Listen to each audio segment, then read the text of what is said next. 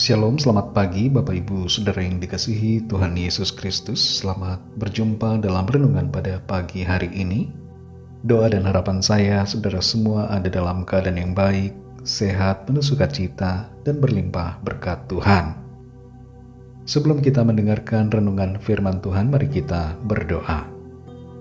Kami bersyukur kepadamu Bapa, oleh karena kemurahan-Mu, kami kembali ada saat ini. Kami boleh bangun di pagi hari ini dengan kekuatan baru. Semua adalah anugerah Tuhan. Kami bersyukur untuk hari baru ini. Dan kami percaya Tuhan menyediakan berkat-berkat baru bagi kami. Pada saat ini kami mau mendengar sabda firman-Mu. Jamah hati kami untuk mengerti dan taat melakukan setiap kehendak-Mu. Dalam nama Tuhan Yesus kami berdoa. Haleluya. Amin. Saudara yang dikasihi Tuhan, ayat renungan kita pada saat ini terdapat dalam surat Wahyu pasal 13 ayat yang ke-18. Tertulis demikian. Yang penting di sini ialah hikmat. Barang siapa yang bijaksana, baiklah ia menghitung bilangan binatang itu, karena bilangan itu adalah bilangan seorang manusia, dan bilangannya ialah 666. Saudara yang dikasihi Tuhan, Antikristus yang dilambangkan dengan angka 666 dulu pernah ditafsirkan sebagai komputer, kemudian dikaitkan dengan barcode, dan sekarang dihubungkan dengan robot AI. Bagaimanapun sebuah tafsiran, pada hakikatnya merupakan sebuah upaya untuk mencoba mencari tahu dan mengerti apa makna dari apa yang tertulis. Namun melesetnya tafsiran bukan berarti bahwa ayat ini salah. Pewahyuan ini benar, tapi akan disingkapkan secara progresif. Kita yang hidup sekarang ini hanya bisa mencoba untuk mengerti, tapi hikmat untuk memahami itu semua akan dibukakan Tuhan dengan jelas pada waktunya nanti. Berseberangan dengan penafsiran yang diupayakan oleh para teolog, para pendeta, dan para ahli Alkitab, ada sebuah penafsiran lain yang berusaha menghubungkan 666 dengan Kaisar Nero di masa lampau dengan melakukan modifikasi angka yang tidak benar. Padahal Nero bukanlah 666 yang dimaksudkan di dalam ayat ini. Terlepas dari semua penafsiran itu, yang terpenting di sini adalah sikap bijaksana dan hikmat untuk memahami, dan lebih utama lagi, sikap iman yang sungguh-sungguh dalam mengasihi Tuhan serta kesetiaan kepadanya.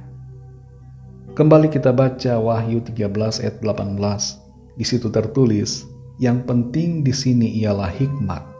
Barang siapa yang bijaksana, baiklah ia menghitung bilangan binatang itu, karena bilangan itu adalah bilangan seorang manusia, dan bilangannya ialah 666. Kalau kita baca ayat sebelumnya, di situ dikatakan bahwa tidak seorang pun boleh membeli atau menjual, kecuali orang yang mempunyai tanda itu, yaitu nama binatang itu atau bilangan namanya. Salah satu tanda di sini dinyatakan dengan jelas bahwa di zaman pemerintahan Antikristus di akhir zaman akan ada kendali dan pembatasan aktivitas ekonomi terhadap orang-orang percaya, di mana hanya orang yang memiliki bilangan nama itu yang bisa mendapatkan akses ke dalam sistem ekonomi. Di ayat yang ke-10 dari pasal ini disebutkan tentang pentingnya kesabaran orang-orang kudus. Situasi pada saat itu membutuhkan kesabaran yang benar-benar kuat, dan pada akhirnya setiap orang percaya akan mengerti apa yang dimaksudkan dengan angka 666 itu. Kita tidak perlu memperdebatkan soal berbagai perbedaan tafsiran yang tidak begitu prinsipil, sebab yang terutama sekali adalah kita harus memiliki iman kepada Kristus. Daripada memperdebatkan atau mencari tahu siapa Antikristus itu, siapa 666 itu, kita hendaknya menjaga iman kita secara pribadi, agar tidak murtad dan tidak meninggalkan Tuhan. Tidak sedikit orang yang belum sampai ke masa pemerintahan antikristus, tapi telah mengingkari imannya. Padahal belum sampai kepada masa kesusahan besar di akhir zaman, tapi lebih memilih untuk mengutamakan urusan kelangsungan hidup di bumi. Tidak sedikit orang yang karena ekonomi sulit meninggalkan iman, karena kehilangan pekerjaan menjauhi Tuhan, karena urusan perut, karir, dan jabatan menomorduakan Tuhan. Saudara yang dikasihi Tuhan, mari tetap jaga iman kita. Milikilah hikmat supaya dapat mengerti, dan milikilah hati yang setia dalam mengasihi Tuhan, supaya kita tidak meninggalkan Dia, tapi kita tetap bertahan sampai kepada akhirnya. Mari kita berdoa. Terima kasih Tuhan Yesus, kami bersyukur kepadamu karena berkat firman-Mu yang sudah kami dengar.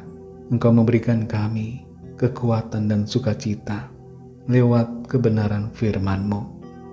Ajar kami Tuhan untuk setia selalu, percaya dengan teguh, beriman sampai akhir kepadamu, tidak tergoyahkan dengan berbagai situasi yang ada.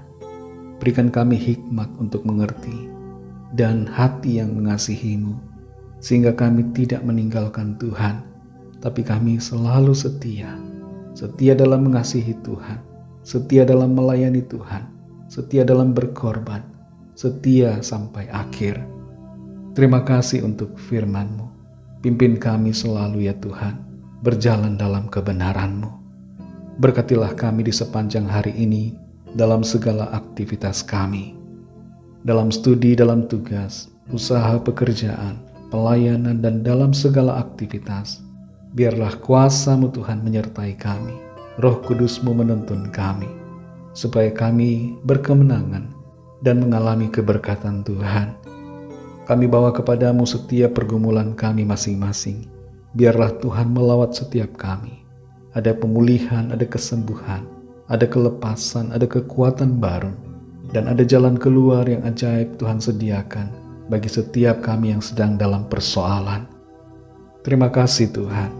Hanya dalam nama-Mu yang kudus, nama Tuhan Yesus Kristus, kami berdoa dan mengucap syukur. Haleluya. Mari sama-sama kita berdoa, doa Bapa kami.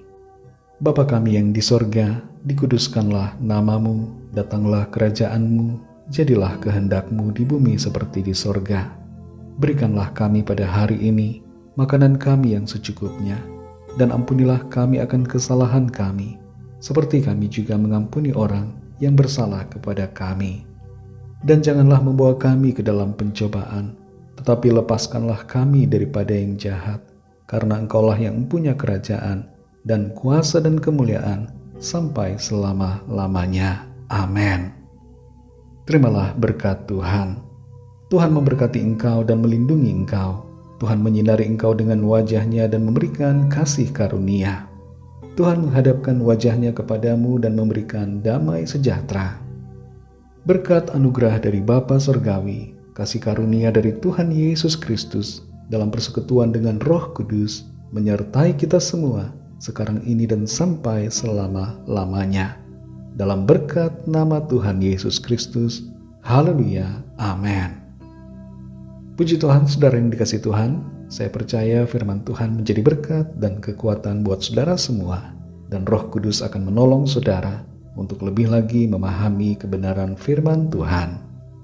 Tuhan Yesus memberkati saudara semua. Selamat beraktivitas dan sampai jumpa dalam renungan yang berikutnya. Haleluya.